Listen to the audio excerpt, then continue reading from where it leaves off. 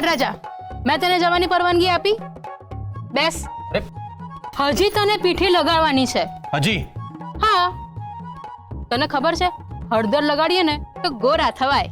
ઓ baby માસી, હું હજી હળદર લગાવીશ ને તો ગોરો નહીં પણ હળદર જેવો પીળો થઈ જઈશ. હા તો ચાલશે, પણ મારે લગાડવી છે. એમ? તો હું પણ તમને લગાવીશ. ના ના, મને નહીં, મને નહીં હર્ષ, મને ના લગાડતો, મને નહીં.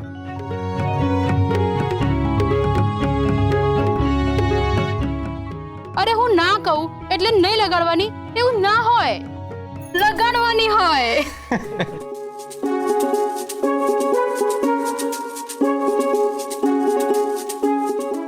બસ આટલી જ. એમ?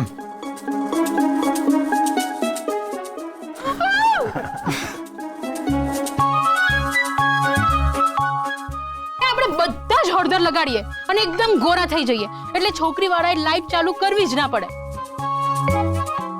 એ હર્ષ, તારે છે ને માનસીથી એકદમ ગોરા દેખાવાનું છે, એટલે લોકો તમને જુએ ને તો બધા એમ કે આ છોકરો કેટલો ગોરો છે અને છોકરી કેટલી. બેબી, કોઈના રૂપ રંગ વિશે બોલવું એ સારું નહીં.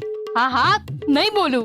હા, બસ હવે તમારી મજાક મસ્તી પતી હોય તો હવે આપણે આટોપીએ. હર્ષવર્ધન, ચાલો જઈને નાઈ લો અને તૈયાર થઈ જાઓ. દરેક વિધિ સમયસર થવી જરૂરી છે. હા, જરૂરી છે. બરાબર છે, દરેક વિધિ સમયસર થવી જ જોઈએ. પણ આપણા ત્યાં સમયસર વિધિની વાત તો છોડો, કોઈ વિધિ જ નહીં થાય.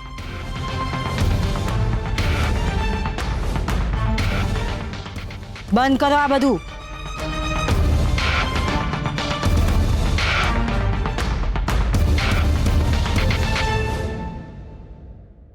આ શું બોલો છો તમે?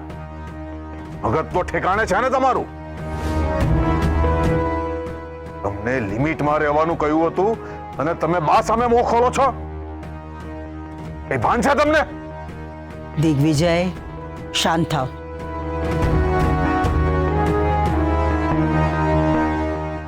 દેવિકા વહુ, અમે જાણીએ છીએ કે તમને આ લગ્નની કોઈ પણ વિધિમાં જરાય રસ નથી, તો તમે અહીંથી જઈ શકો છો.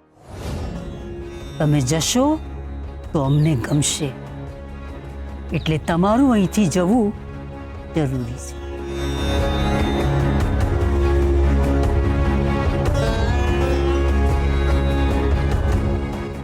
બા,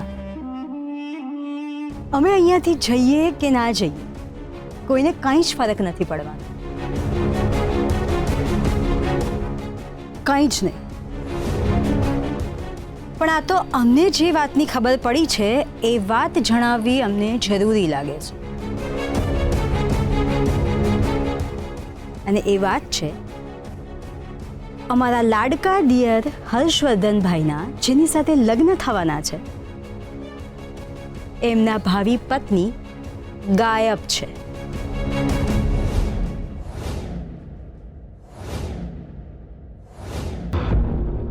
વેદિકા વહુ, મોઢું સંભાળીને બોલો.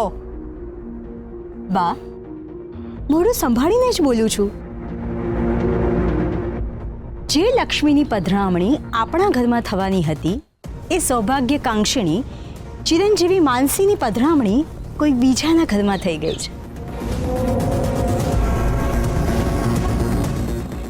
એટલે કે એ ભાગી ગયા છે.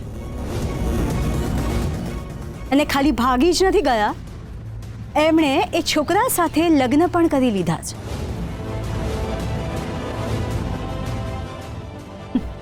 અને આપણે અહીંયા નાચતા ગાતા હર્ષવર્ધનભાઈને પીઠી લગાડીને એન્જોય કરી રહ્યા છે. અને તમારા ભાવિ વહુ રાણી કોઈ બીજાના નામનું કંકુ લગાડીને ભટકી રહ્યા છે. આ ઘરમાં કઈ સારું થાય ને તો એ તમારાથી સહન જ નથી થતું. શું કામ ખોટું બોલીને આવા સારા પ્રસંગ પર કાળો ડાઘ લગાડો છો? અમે આ પ્રસંગ ઉપર કાળો ડાઘ લગાવી રહ્યા છીએ? પ્રસંગની વાત જવા દો, આપણા બધાના મોઢા કાળા થઈ ગયા છે, એનો વિચાર કરો. જો કે અમને હતું જ કે અમારી વાતનો કોઈને વિશ્વાસ નહીં જ થાય. બા, ચાલો અમારી સાથે, ચાલો. અમે અમારી નજરે એ વિડીયો જોયો છે અને સાંભળ્યો છે, જે વિડીયો માનસીએ એના પપ્પાને મોકલ્યો હતો. એમાં માનસી બોલી છે કે એણે લગ્ન કરી લીધા છે.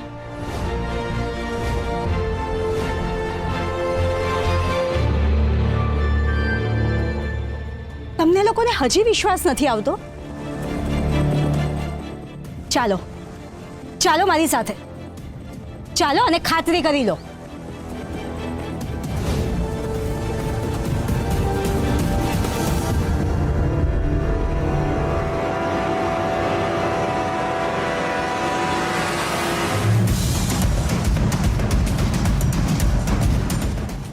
હા બોલ દિલીપ. કંઈ કહેવા જેવું નથી વિક્રમસિંહ. હા તો પછી ફોન શું લેવાના કર્યો? તમે મને મારા પૈસા આપી દો અને હવે મને છૂટો કરો તમે. રૂપિયા? કેવા રૂપિયા? કેવા રૂપિયા એટલે? તારી દીકરીને ગોતવા શું તારો બાપ ગયો હતો? હા, એ દિલબા, બાપ સામે ના જઈશ. અને આમે તો માનસીને શોધીને મારી પાસે તો નથી જ લાવ્યો. વિક્રમસિંહ, મેં મારા માણસો મુંબઈ મોકલ્યા હતા. એમનો આવવા જવાનો અને ખાવા પીવાનો ખર્ચો મેં કર્યો હતો. આ બધું મફતમાં નથી થયું, સમજો ને? અરે પણ મારી પાસે રૂપિયા જ નથી, તો તને રૂપિયા ક્યાંથી આપું? ગમે તે કર, પૈસાનો બંદોબસ્ત કરી લે. તું એક કામ કર, તું તારી વેવણ પાસે રૂપિયા માંગ. અરે રે રે, પણ તારી છોકરી ભાગી ગઈ છે એટલે હવે એ લોકો પણ તને રૂપિયા નહીં આપે. તારી છોકરીએ તારી બાજી બગાડી નાખી. તે એકો સમજીને દાવ લગાવ્યો અને તારી દીકરી દૂર નીકળી ગઈ. તારી દીકરીએ તને રસ્તા પર લાવી દીધો રે વિક્રમસિંહ. માનસી ક્યાં છે? લો, આપો જવાબ તમારી વેવાણને. તું તો ગયો વિક્રમસિંહ બારના ભાવમાં. Hello hello Vikramsinh, hello. અમે કંઈક પૂછ્યું, માનસી ક્યાં છે?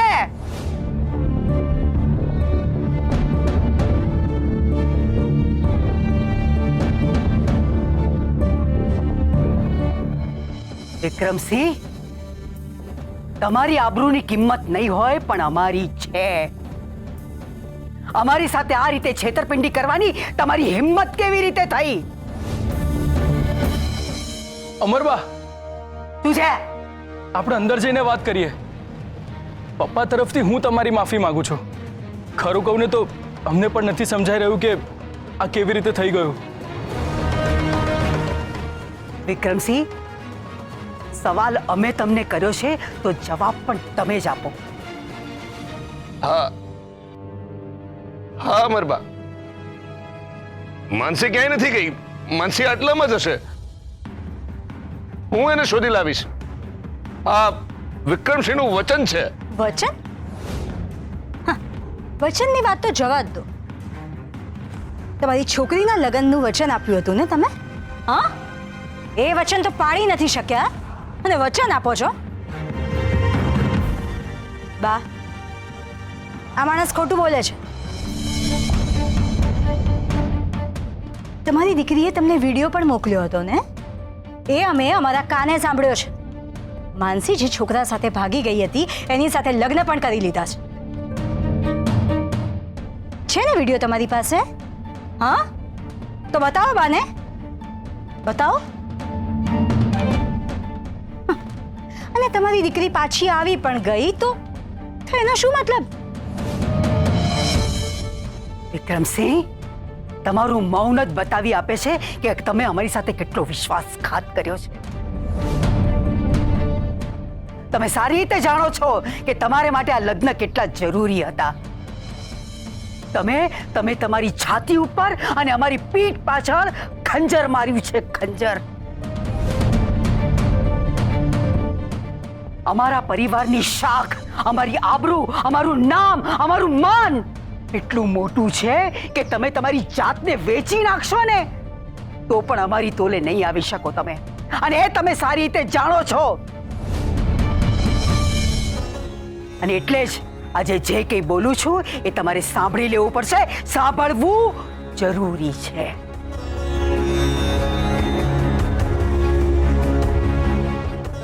હર્ષવર્ધનના પિતાએ વચન આપ્યું હતું એટલે આ સંબંધ બંધાયો.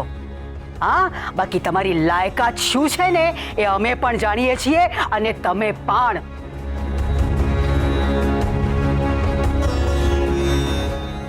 આજે શિવગઢમાં અમારા 500 મહેમાન આવ્યા છે. 500 ખાલી જિલ્લામાંથી જ નહીં, અમદાવાદ, સુરત, રાજકોટ, ભાવનગર, મુંબઈથી પણ આવી રહ્યા છે. પ્રતિષ્ઠિત લોકો, મંત્રી તંત્રીઓ બધા જ આવવાના છે.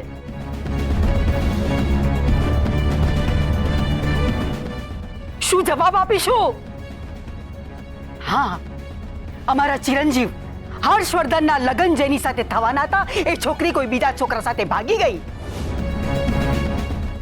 એટલે હવે આ લગ્ન થઈ શકે તેમ નથી. શું જવાબ આપીશું અમે? વિક્રમસિંહ, અમારા માટે આબરૂથી મોટું બીજું કાંઈ નથી. હા, અમે ખાનદાની માણસ, પ્રતિષ્ઠિત પરિવારના. આવું બોલવાથી કાંઈ ન મળે. આકાશને જો આંબવું હોય ને તો હવામાં કૂદકા ના મરાય, એના માટે જાત ઘસી નાખવી પડે છે અને એ અમે ઘસી નાખી છે. ખાનદાનીપણું કમાવવું પડે છે, જે તમારાથી થયું નહીં અને અમારી આબરૂ પર ડાઘ લગાડો છો. વિક્રમસિંહ, આ બહુ મોંઘું પડશે તમને, બહુ મોંઘું પડશે તમને. તમારી લાયકાત શું છે ને એ બતાવવાનો સમય હવે આવી ગયો છે.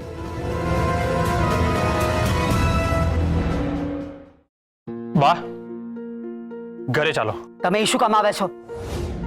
અને કહ્યું તમને અહીંયા આવવાનું. હું શું કામ આવ્યો છું? બા, મારા જ લગ્ન હતા ને, તો મારે તો આવવું પડે. બા, હર્ષવર્ધનભાઈ, સંભાળીને. તમે બા સામે મર્યાદા ઓળંગીને વાત કરી રહ્યા છો.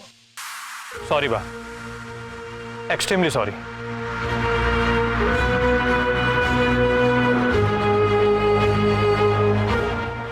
પપ્પા, માનસી સેફ છે ને?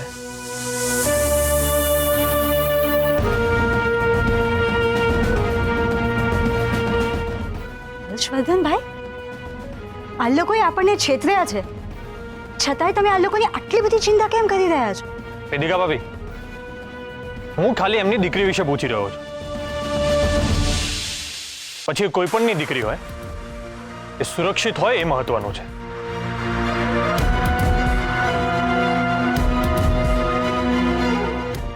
She must be safe, બા. બસ હર્ષવર્ધન, બહુ થયું. નીકળો અહીંથી. નીકળો કહ્યું ને.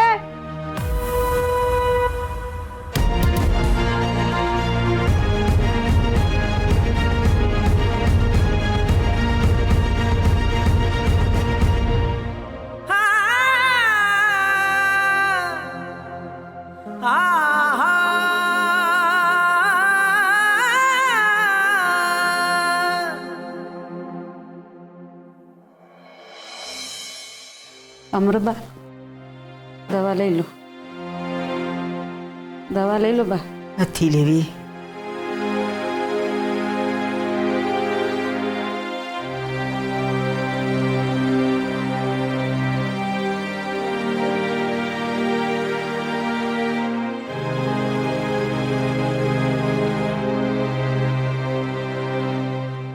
બા, વાત કરવી છે, જો તમને ઠીક હોય તો. બા, મને લાગે છે કે આપણી ભૂલ થઈ છે. આપણે વિક્રમસિંહજી જોડે આવી રીતે વાત નહોતી કરવી જોઈતી. માનસી કોઈ બીજા છોકરાને પ્રેમ કરે છે, આ વાતની એ લોકોને પણ તો જાણ નહોતી. એમને પણ બહુ દુઃખ થયું છે આ વાતનું. અને આવા સમયે એ પરિવારને પણ એક મજબૂત આધારની જરૂર હતી. અમારી ભૂલ થઈ છે એ કહેવા જેટલા તમે મોટા થઈ ગયા છો હર્ષવર્ધન. અમે એક એવા પિતા પાસે જવાબ માંગ્યો હતો કે જે પોતાની દીકરીના જીવન વિશે સાવ અજાણ હતા, અને અમે એમને સવાલ કરી અને કાંઈ ખોટું નથી કર્યું. એમની બેદરકારીથી આપણી આબરૂ ઉપર કાદવ ઉછાળ્યો છે એમણે. પરિવારની આબરૂની તમારે મને કોઈ કિંમત નથી હર્ષવર્ધન. આજે તમને પીઠી ચોળાઈ, આજે તમારા લગન ફોક થયા. આપણા મહેમાનો આપણા સગા વાલા પ્રતિષ્ઠિત લોકો, અમે એમને શું જવાબ આપીશું હર્ષવર્ધન? હા, આપણે કોઈને જવાબ આપવા માટે બંધાયેલા નથી, કારણ કે આપણી કઈ ભૂલ છે જ નહીં. હું માનું છું કે જે થયું ખોટું થયું, એવું નહોતું થવું જોઈતું બાપ, કારણ કે આમાં કોઈનો વાંક જ નથી, ના એમનો ના આપણો. તમને શું કરવા સજા આપવાની? વ્યવહારમાં લાગણીઓને જો પંપાણીએ ને તો આપણે જ દાજીએ હર્ષવર્ધન. અને મારા મતે વ્યવહાર ચોખ્ખો હોવો જોઈએ. એક એક ભાઈ એમની પાસેથી વસૂલ કરીશું. એક એક પાઈ વસૂલીશું એટલે સમજ્યો નહીં બા?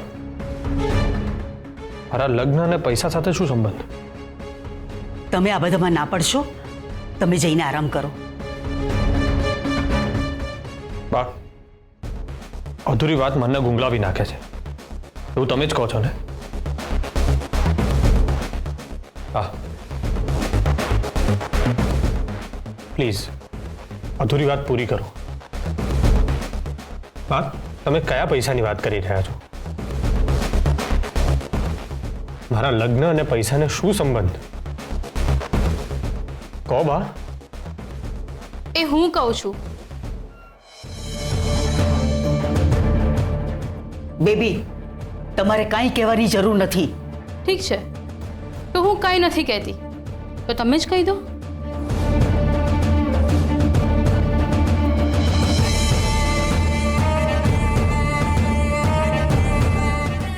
ઠીક છે, તો પછી હું જ કહી દઉં છું. હર્ષવર્ધન, કેટલીક વાતો તમારાથી છુપાવવામાં આવી છે. તમારા પિતા વનરાજભાઈએ વિક્રમસિંહને રૂપિયા ઉધાર આપ્યા હતા અને પરત ચૂકવવા માટે એક શરત મૂકી હતી કે એમની એક દીકરી સાથે તમારા લગ્ન કરાવી આપવા. લાગણીઓને વ્યવહારના કાગળિયા તળે ચકદી નાખનાર તમારા મોટા ભાઈ અને મારી મોટી બહેન વ્યવહારના કેટલા ચોખ્ખા છે એ તો તું જાણે જ છે. એટલે તમારા પિતાજી અને વિક્રમસિંહ વચ્ચે જે મૌખિક વાત થઈ હતી એનું લેખિત કરારનામું એમણે કરાવી દીધું છે. હવે તમારા લગ્ન તો તૂટી ગયા છે, એટલે વિક્રમસિંહને કેવી રીતે બરબાદ કરવા, બસ એ જ આમના મનમાં ચાલી રહ્યું છે.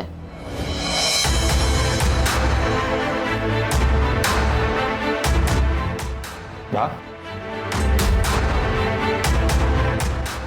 આ વાત સાચી છે? આવો કોઈ એગ્રીમેન્ટ થયો છે?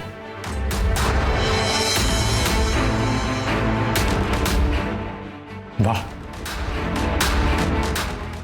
લગ્નનો કરાર. હું એમ સમજતો હતો કે અમારા અમરબા રાજી ખુશીથી પપ્પાના શબ્દોનું માન જળવાય એના માટે આ લગ્ન કરાવી રહ્યા છે. ને એ નહોતી ખબર કે આ ખુશીની પાછળ એમને વ્યવહારનું મોરું પહેર્યું છે. અને મોરું ઉતરી ગયું બા. મારા લગ્ન એ લગ્ન નહીં પણ સોદો હતો. સોદો. હર્ષવર્ધન, તમે ખોટું વિચારી રહ્યા છો. હર્ષવર્ધન, ખોટું નથી બા. તમે એગ્રીમેન્ટ કરીને મારા લગ્નનો સોદો નથી કર્યો.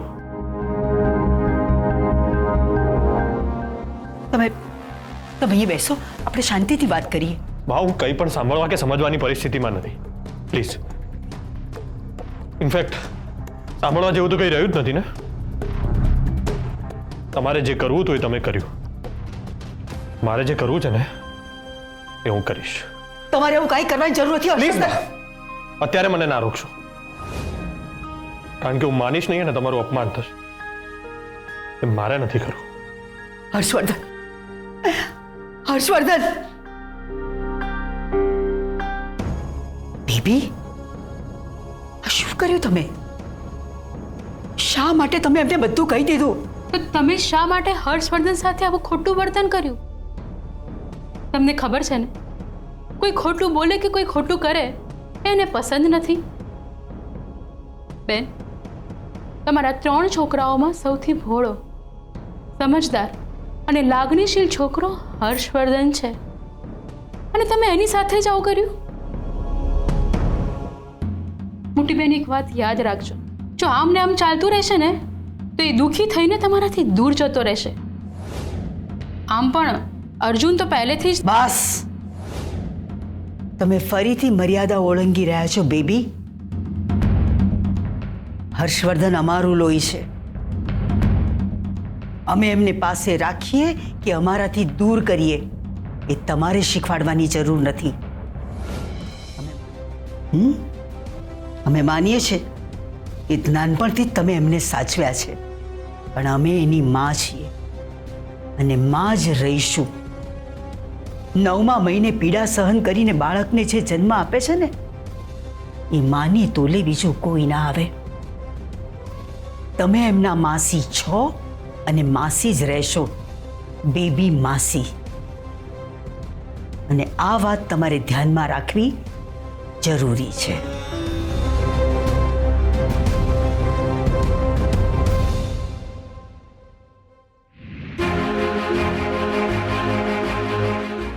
સાચી વાત છે તમારી મોટી બેન. 9મા મહિને થતી પીડાનો અનુભવ માસીને ના હોય, પણ એ પીડાની કિંમત એક માં પોતાના દીકરાને દુખી કરીને ના માંગે.